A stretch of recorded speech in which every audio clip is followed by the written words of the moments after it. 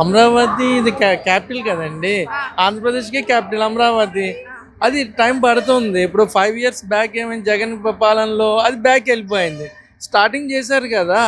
So ఇప్పుడు even పార్లమెంట్లో కూడా మీకు గెజెట్ వచ్చింది ఏంటది, Amaravati only the capital of Andhra Pradesh అని.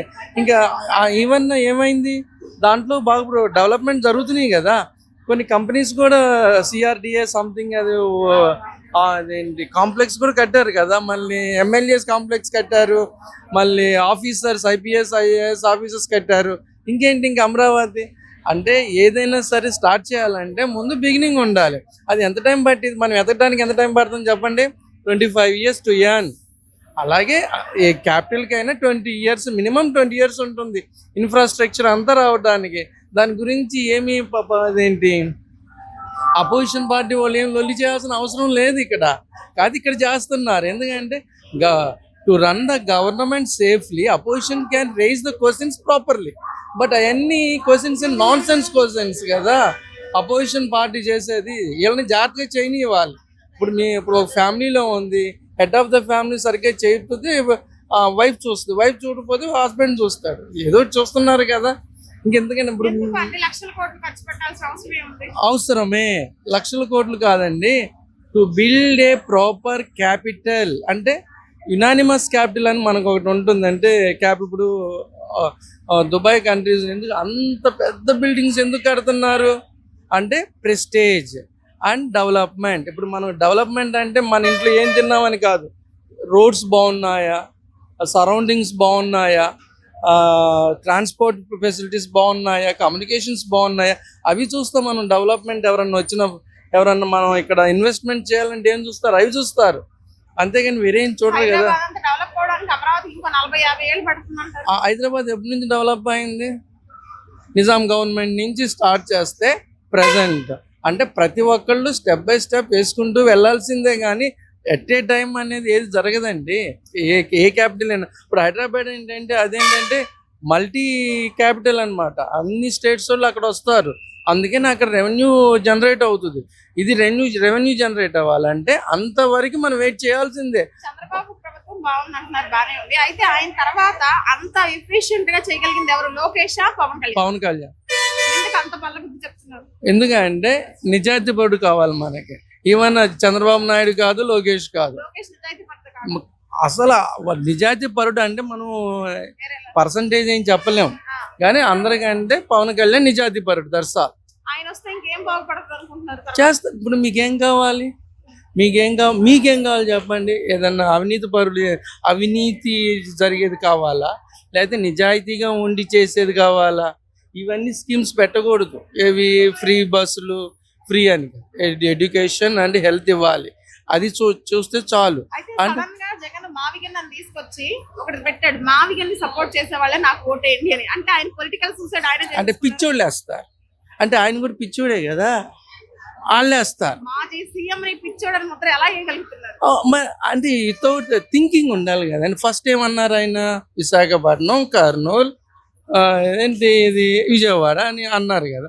దానికి స్టాండ్ అవ్వాలి. అది స్టాండ్ అవ్వాలి. లేకపోతే మళ్ళీ మధ్యలో ఇది ఎందుకు వచ్చింది అంటే ప్రతిదీ కూడా నీరు గార్చడానికే చేస్తారు.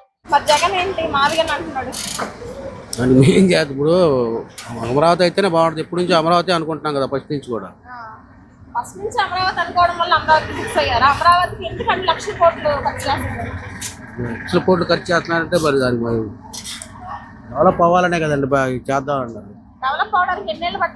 హైదరాబాద్ లో డెవలప్ అవ్వాలంటే చెప్పలేము. మనం ఏం చెప్తాం చెప్పండి.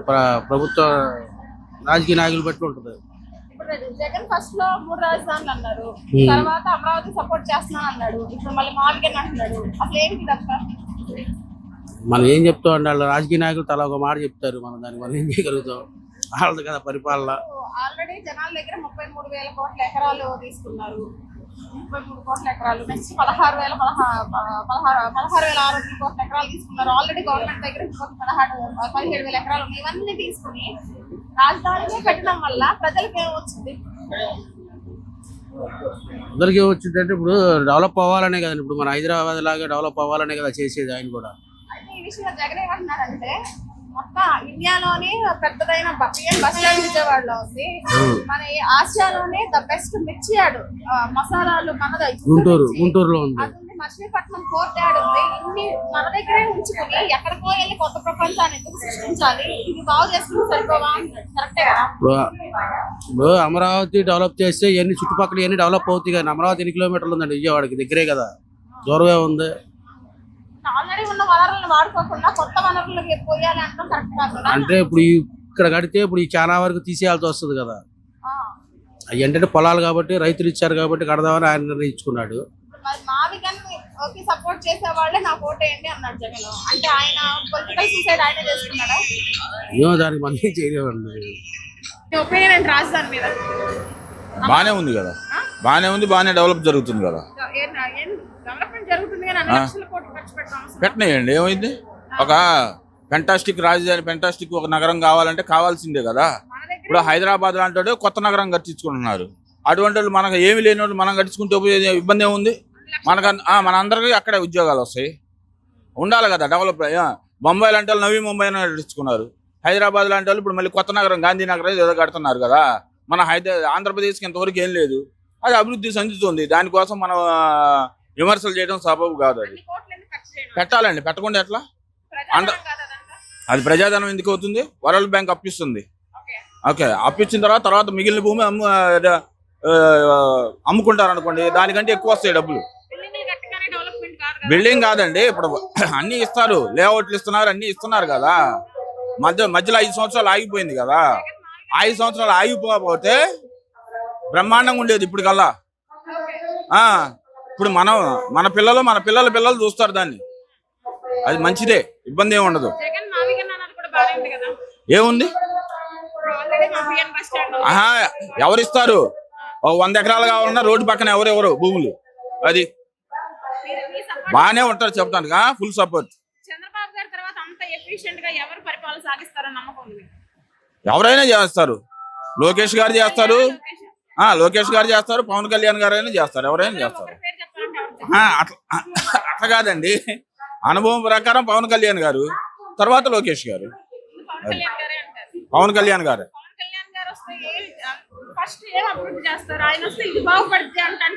అన్ని అభివృద్ధి పడతాయి, మనకు కావాల్సినవి అభివృద్ధి పడతాయి. లోకేష్ గారు వచ్చినా పర్లేదు, ఎవరు వచ్చినా ఇబ్బంది ఏమన్నా. కూటమి ప్రభుత్వం బ్రహ్మాండంగా ఉంది, ఇబ్బంది ఏం లేదు. కాకపోతే కొన్ని మధ్యలో వస్తాయి. మధ్యలో 5 సంవత్సరాలు నట్టుబడింది కాబట్టి ఇప్పుడు ఇబ్బంది లేకుండా జరుగుతుంది, ఇబ్బంది ఏమి ఉండదు. ఇంత హైదరాబాద్ అంత డెవలప్ అవడానికి అమరావతికి ఎంత టైం పడుతుంది? 15-20 సంవత్సరాలు పడుతుంది. అప్పటి వరకు మరి ఇలా పాలన సాగాలి కదా. వస్తారండి, ఖచ్చితంగా వస్తారు.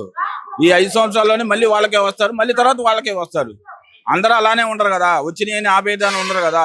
ఇప్పుడు అంత ముందు హైటెక్ సిటీ కట్టారు, రాజశేఖర రెడ్డి గారు ఏం చేశారు, దాన్ని మరి ఇంకా డెవలప్ చేశారు. అది అలానే చేసుకుంటే సరిపోద్ది. కానీ లేక అటువంటి వాళ్ళు మనం ఎందుకుంటే చేసేది ఏం లేదు.